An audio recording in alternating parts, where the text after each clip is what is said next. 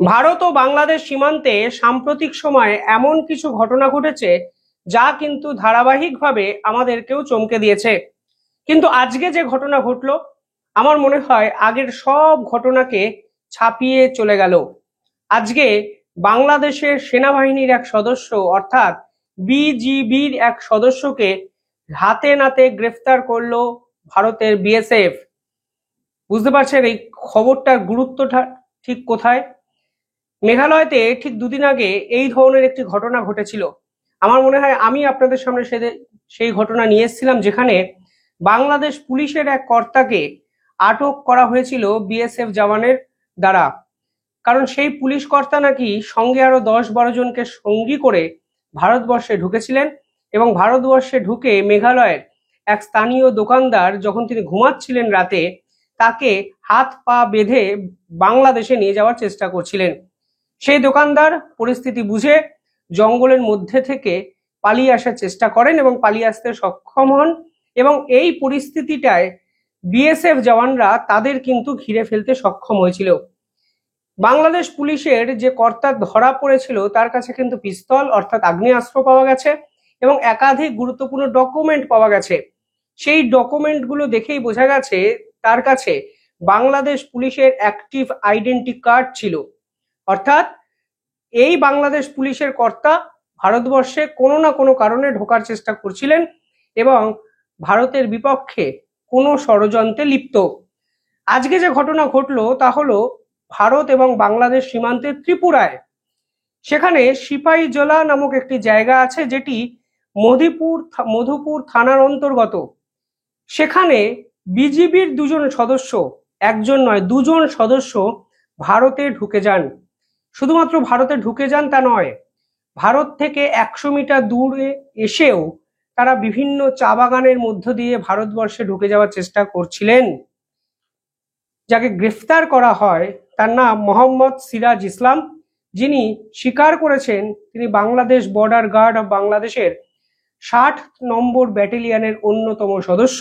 এবং আরো ইন্টারেস্টিং বিষয় হলো, যিনি বাংলাদেশের এই যে বর্ডার এরিয়া ক্রস করে ভারতের চা বাগানের ভিতর দিয়ে ভারতের ভিতরে ঢুকতে চাইছিলেন, তার কাছে কিন্তু অ্যাক্টিভ আগ্নেয়াস্ত্র ছিল। অর্থাৎ বাংলাদেশের বর্ডার গার্ড অফ বাংলাদেশ যা ব্যবহার করে সেই বন্দুক নিয়ে তিনি ভারতবর্ষে প্রবেশ করেছিলেন এবং ভারতবর্ষের ভিড়ের মধ্যে মিশে যেতে চেয়েছিলেন। যখন এই ব্যক্তি সেই চা বাগান অবধি পৌঁছে যায়, তখন কিন্তু তাকে বিএসএফ জওয়ানরা ঘিরে ফেলে। এই পুরো ঘটনাটি ঘটে সীমান্তের 136 এবং 137 নম্বর সীমান্তের যে অংশ আছে ঠিক সেখানে। পাশাপাশি এই ব্যক্তি অর্থাৎ মিরাজ, তার সঙ্গে যে ব্যক্তি ছিল তিনি কিন্তু বিএসএফ জওয়ানদের দেখে পালিয়ে যান। প্রশ্ন হলো, যদি তারা কোনো অসৎ উদ্দেশ্যে না ঢোকেন তাহলে পালিয়ে কেন গেলেন? এই মিরাজ নামক এই বিজেপির সদস্য তিনিও কিন্তু পালানোর চেষ্টা করেছিলেন। অর্থাৎ একটা জিনিস পরিষ্কার, তারা আর যাই হোক ভারতবর্ষ দেখতে বা ভারতের চা বাগান দেখতে কষ্ট করে বাংলাদেশ থেকে ভারতের সীমান্ত পেরিয়ে ভারতবর্ষে ঢোকেননি। তাকে গ্রেফতার করা হয়, আটক করা হয়, এবং পরবর্তী প্রসিডিওর কি হবে তা হয়তো আমরা কিছুদিনের মধ্যেই জানতে পারবো। তবে তাকে আপাতত আটক করে বিএসএফ এর কামথানা যে ক্যাম্প আছে সেখানে কিন্তু রাখা হয়েছে। অর্থাৎ আপনারা বুঝতে পারছেন যে বাংলাদেশের সরকারি আধিকারিকরা যারা সরাসরি সুরক্ষার সঙ্গে জড়িত, তারাও এবার ভারতবর্ষে ঢুকে আসার চেষ্টা করছেন। কিছুদিন আগে একটি রিপোর্ট আমি আপনাদের সামনে এনেছিলাম এবং বলেছিলাম এই যে অনুপ্রবেশকারী সমস্যা দিনের পর দিন বাড়ছে, এর পিছনে আসল দোষীরা কারা? 1 নম্বরে আমি বলেছিলাম বিজিবি অর্থাৎ Bangladesh border guard of Bangladesh, অর্থাৎ যারা ওপারে সীমান্তে পাহারা দেয়। বিভিন্ন রিপোর্টে সামনে এসছে তারা নাকি মাত্র 100 থেকে 200 টাকা নিয়েই এই সকল বাংলাদেশের অনুপ্রবেশকারীদের ভারত বর্ডার অবধি আসতে দেয়। এবং এই রিপোর্ট যে কতটা ভয়ঙ্কর রিপোর্ট তা হয়তো আপনারা বুঝতেই পারছেন যে এটি একটি সিন্ডিকেট ব্যবস্থায় পরিণত হয়েছে পুরো বিষয়টি।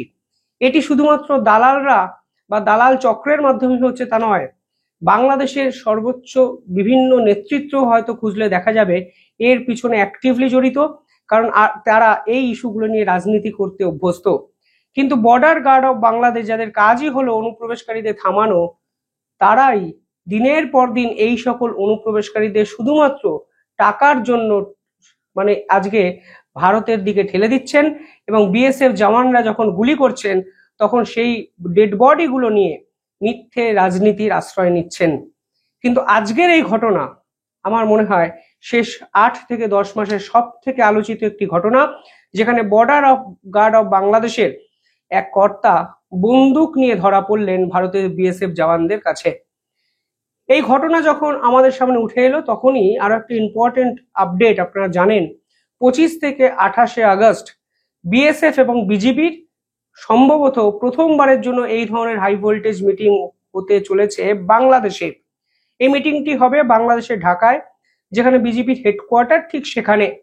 আমার দৃঢ় বিশ্বাস এই যে ঘটনাগুলো দিনের পর দিন বাড়ছে সে বিষয়ে তো অবশ্যই আলোচনা হবে। পাশাপাশি border of guard of Bangladesh দিনের পর দিন যেভাবে ভারতের বিপক্ষে একাধিক স্টেটমেন্ট দিয়েছে যে সীমান্তে পিঠ দেখানোর দিন শেষ, সীমান্ত হত্যা আমরা মেনে নেব না, সীমান্তে এবার ওরা গুলি চালালে আমরাও চালাবো, এই সকল স্টেটমেন্টগুলো দুই দেশের সেনাবাহিনীর কর্তাদের মধ্যে 100% আলোচনার বিষয়বস্তু হয়ে উঠবে। কারণ সম্পর্কটা কিন্তু বিজিবির পক্ষ থেকেই দিনের পর দিন খারাপ জায়গায় নিয়ে যাওয়া হয়েছে। দেখুন, এই যে বাংলাদেশের border of guard of Bangladesh, এরা আস্ত একটা জোকার বাহিনী। মানে আমরা পাকিস্তানের সেনাবাহিনী বা ফিল্ড মার্শালদের নিয়ে বিভিন্ন কথাবার্তা বলেছি, তারা কিভাবে মিথ্যা কথাগুলো আন্তর্জাতিক স্তরে ছড়িয়ে দেয়, কিন্তু এই সকল বর্ডার গার্ড অফ বাংলাদেশ, বাংলাদেশের সেনাবাহিনীর কর্তারা আসলে মিথ্যে কথা তো ছড়াতে পারেই না, উল্টে নিজেদের পিছনেই এমন হাওয়া দেয় যে নিজেরাই ফানুস হয়ে আকাশে ওড়ে, একটা ছোট্ট পিন ফোটালে ফানুস চুপসে যায়, বেলুন ফেটে যায়। কিছুদিন আগে এরা প্রেস কনফারেন্স করে কি বলেছিল জানেন? যে আমরা পুশব্যাককে কিছুতেই মেনে নেব না, কোনোভাবেই ভারতের বিএসএফ জওয়ানদের পুশব্যাক পলিসিকে আমরা সমর্থন করছি না, পুশব্যাক আর মেনে নেব না। এরপরে এরা পুশব্যাক থামাতে কি করতে পেরেছে? একটা ঘটনা আপনারা দেখান যে border guard of Bangladesh pushback থামানোর জন্য করতে পেরেছে, কিচ্ছু করতে পারেনি। উল্টে মোহাম্মদ ইউনূসের পক্ষ থেকে দেশের স্বরাষ্ট্র মন্ত্রককে একটি চিঠি লেখা হয়েছিল, সেই চিঠির উত্তরটুকু অব্দি ভারত দেয়নি। পরবর্তীকালে এই বর্ডার অফ গার্ড অফ বাংলাদেশের পক্ষ থেকে আরো একটি স্টেটমেন্ট আসে, সীমান্তে পিঠ দেখানোর দিন শেষ। এবার এর মানেটা কি আপনারা বুঝতে পারছেন? যে বাংলাদেশিরা যারা দিনের পর দিন অনুপ্রবেশকারী হয়ে ভারতবর্ষে ঢোকেন, তাদের যদি বিএসএফ গুলি চালায়, বর্ডার গার্ড অফ বাংলাদেশ মেনে নেবে না। দেখুন, এরা প্রবলেমটাকে আইডেন্টিফাই করার চেষ্টা করলেন না। এরা কিন্তু একবারও বললেন না যে আমরা অনুপ্রবেশকারীদের বাংলাদেশের বর্ডারের মধ্যেই থামাবো, কোনো অবস্থাতেই ভারতের তারা যেন না ঢোকে, আমরা সেটাকে সিকিউর করব, সেটা কিন্তু বললেন না।